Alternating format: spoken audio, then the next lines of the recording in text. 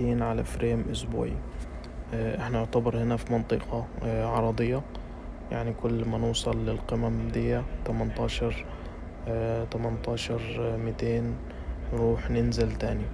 لكن اللي انا مش عاجبني في الموضوع ده ان انت عندك هنا ال RSI بيدينا قمم اقل من قمم، قمة اقل من قمة، وقاع اعلى من قاع.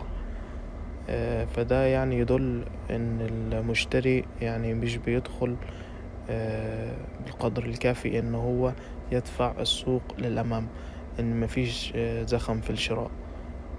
فده ممكن يخلينا ان احنا فيما بعد ممكن نكسر المنطقة العرضية دي وننزل تحت خالص.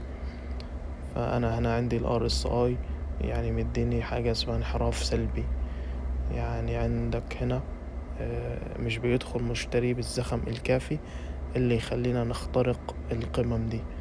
فغالبا حتى لو وصلنا للقمم اللي احنا عملناها فاحتمال وارد جدا ننزل تاني ما لم يحصل جديد ويخش مشتري قوي.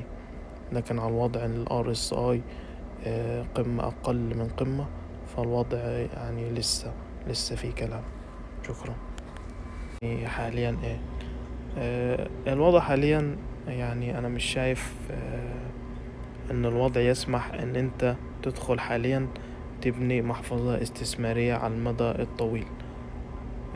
تمام. فالوضع حاليا لا، الوضع مش وقت ان انت تدخل وتبدأ تبني في المحفظة الاستثمارية كانت المفروض تبنيها عند القاع هنا عند 8000. يعني ده هنا موسم الزراعة، موسم ان انت تبدأ تستثمر وتحط فلوسك. اما هنا الناس يعني في القمة دي ده موسم الحصاد، انت المفروض الناس هنا بتجني الربح، هنا الناس زرعت وهنا الناس هتطلع او طلعت فعلا وحاليا بتجني الربح. فانت هتروح يعني عايز تبدأ تزرع معاهم، هيقول لك انت هتروح فين؟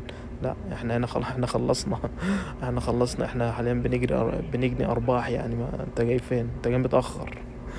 فحاليا كأنك تدخل تبني محفظة استثمارية فانت كده متأخر يعني، او تستنى شوية يعني.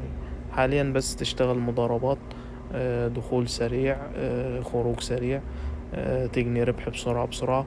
اغلب محفظتك برا، تخش بنص المحفظة، تلت المحفظة، والربح تجنيه اول باول.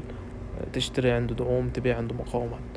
اما كاستثمار طويل الاجل فلا، يعني الوضع حاليا مش استثمار طويل الاجل ابدا، ما لم يعني يحصل جديد او الدنيا تتحسن، او يبدأ بقى ان هو يخترق المقاومة دي 18 ويرتفع بعد كده يعيد الاختبار عليها. شكرا.